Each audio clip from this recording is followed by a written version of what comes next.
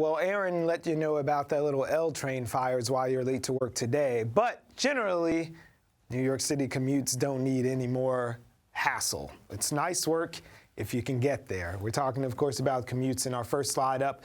These are the 10 longest commutes in New York City. You can see that Brooklyn rears its head with Bensonhurst coming in at about 45 minutes. Just ahead of that, East Flatbush is about a 46-minute average commute. I'm going to jump up to Brownsville, Ocean Hill, the highest ranking bad commute in Brooklyn with 48 minutes. And of course, the Rockaways over there get you about a 53-minute ride into work. Moving forward, we're going to look a little bit deeper and say some people are avoiding commuting altogether. In these 6 neighborhoods, more than 7% of the employed residents are primarily working from home. The Upper West Side is one popular location, but here in Brooklyn, if you live in Park Slope or Carroll Gardens, Brooklyn Heights, or Fort Greene, there's a pretty good chance that you're enjoying your BK Live from home today while you're still getting some billable hours in. Going to go forward just one more time, avoiding commuting altogether, digging deeper into those numbers from 2000 to 2014. The number of New Yorkers actually working from their home borough sort of exploded. It's a low-key movement here. The Bronx is topping the charts with going from about 168,000 plus to just over 237,000 folks working in the home borough. Here in Brooklyn, much like Aaron and I, 37% of us are working closer to where we live, going from 431,000 to 591,000 plus.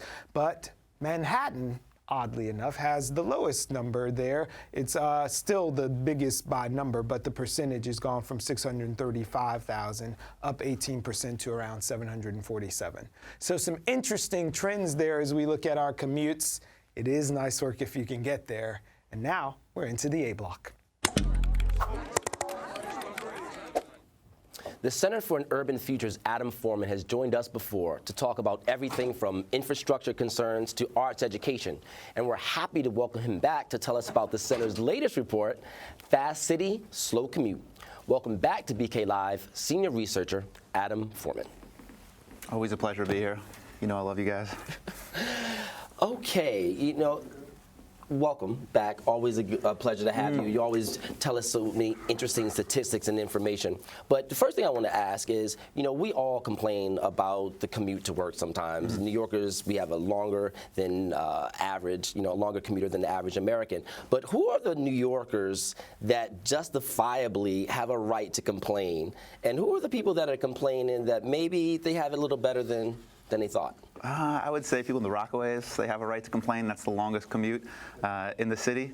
There's 3-4 neighborhoods in Brooklyn, where we have extremely long commutes. You pointed out some of them, Brownsville, extremely long commutes. Those people who have maybe lesser right to commute. Stuyvesant Town, 40% are getting to work by bike or walking. No, I wish I could be walking to work every day. So there's some good ones. If you can get it. Yeah. But so you talked about biking and walking, but is the subway still the sort of lifeblood of the city? Are more people commuting via MTA channels than anything else? Yeah, we're still seeing huge growth in subway ridership. We're at record numbers right now, and 60% of people get to work through subway. So it still is very much the lifeblood. There are neighborhoods where people drive. There are neighborhoods where we're seeing more bikers, more walkers, but subway is the heart of the commute. I was really surprised by the amount of people that live and work in the same borough now. What is prompting that sort of change? Yeah, I think it's the industries that are growing. So education is a growing sector. Medical is a big growing sector. Services, coffee shops, restaurants. These are all very much dispersed industries. There's hospitals and schools and restaurants and coffee shops in every borough. So as we're seeing growth in industries that are very local, that aren't concentrated in Manhattan, like say finance and advertising and maybe the arts, then we're seeing people going to jobs in their home borough. So looking into those numbers a little deeper, you pointed out that finance and insurance, those sort of traditional energy or drivers of our environment here in New York, they get the longest commutes with folks from wherever you are, you're coming in to work in finance. Yeah, finance had the longest commute, and also I think the second highest percentage of people living outside of New York City commuting in. So we're still seeing a lot of people from Westchester, from Long Island, from New Jersey coming in, and they're suffering long commutes. They're making the most money, so I'm not feeling too bad for them on their long commutes, but yeah, they are. On the opposite end of that scale, there are people who are having very long commutes who aren't making a lot of money. And there's a movement afoot in the MTA to sort of get a reduced fare for people who are lower income. So are people hurting financially and having long commutes? Yeah, in some cases that's definitely the case. It was interesting, actually, in the lowest paid sectors, we saw the most people living in New York and working in New York.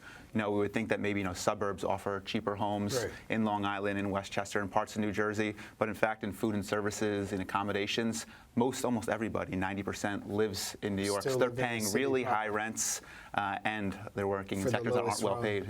What are the real life ramifications for people who are forced to have these long commutes? Yeah, I think it's really significant, especially with people with families. That's a longer amount of time away from your kids, away from your husband, or wife.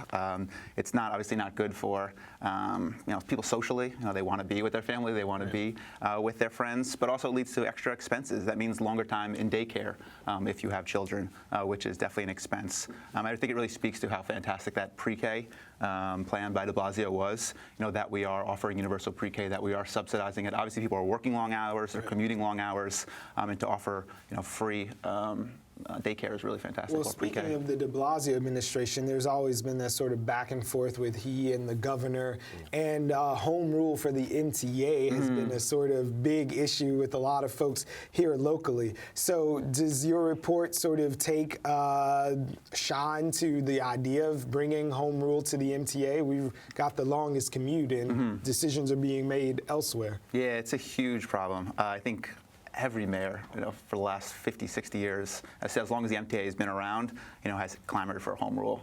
And it is a big issue, and I think de Blasio also would like more control, particularly since he's funded the MTA capital budget more than any other mayor in recent memory.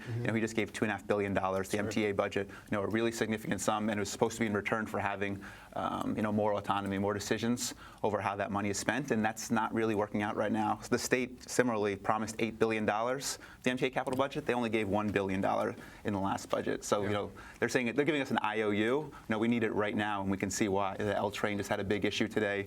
We're having so many delays because of track fires, because of signal systems, because of train cars. The MTA subway system is really hurting right now, and we need a big capital infusion. Okay. Now, you just sort of alluded to it. Recommendations. I did hear you reading, in my reading, you said something about the East River tolls and how, the Made in New York plan sort of would help with the capital investment into the MTA. You also talked about the Long Island Railroad, integrating that system as well for people throughout New York City. Can you just, touch on that for a moment? Yeah, I think people are really sick and tired of every budget season, de Blasio, Cuomo, the mayor, the governor deciding we'll give this money, these pittance. We need really dedicated revenue streams that this money will always go to the MTA so that it does remain solvent. And I think that tolling the East River bridges is a really great way to do that. They are free. We're seeing really dangerous activity when people go onto local roads to get onto these bridges when they really should be going across. Political suicide. It's political suicide. Yeah, that's what you hear. But we're slowly seeing, I think more council members who are willing to do it. More assembly members. It seems like there is momentum. Adonis Rodriguez, who's the head of the Transportation Committee in the City Council, has really been a big supporter. But like you said, it's actually ultimately decided at the state level. The state has so much control over these issues. Tolling our bridges, bridges that are run by the New York City DOT, they're decided at the state level. It's an awful situation. But we're going to need that bill to pass, I think, in order to keep our subway system running. And then the other side you talked about was the Long Island Railroad. So there's over 20 stations, Long Island Railroad stations in Queens, and a lot of these transit deserts, like Bayside, which has some of the longest commutes in the city, but no one's using them because they cost $5, $6. They cost too much. So if it's in the city, it should be treated like an MTA subway station. There should be free transfers. We should have fares that are equal to the subway system. Well, we had this conversation about the streetcar, the proposal in de Blasio's town, and we had two transportation experts, and one of them was saying how the MTA fares are too low. He's saying, you know what? This is the tough medicine that valves we drop. have to Yeah, take yeah. that the MTA, they gotta raise prices for what you get in the age of the system. So is that something that you think is gonna happen besides the nickel and diming that comes Yeah. every few years to just say, raise that rate significantly? I think we're going to still see the nickel and diming, a quarter every couple of years. And in this case, I think the LIR can go down in the city, but MTA, the actual subway system, probably still needs to continue to go up in order to fund the system. It's extremely expensive. And right now, people going through, there's millions of people using the subway every day, but that only covers, 75% of the actual operating costs and very little of the capital costs, the actual replacing of track, of trains, of signal system. So we actually do need to be spending more. And ridership is up. Yeah. So Yeah. So is population overtime. is up. Well, Adam, thank you so much yet again. Thanks for being here. Okay. Yeah.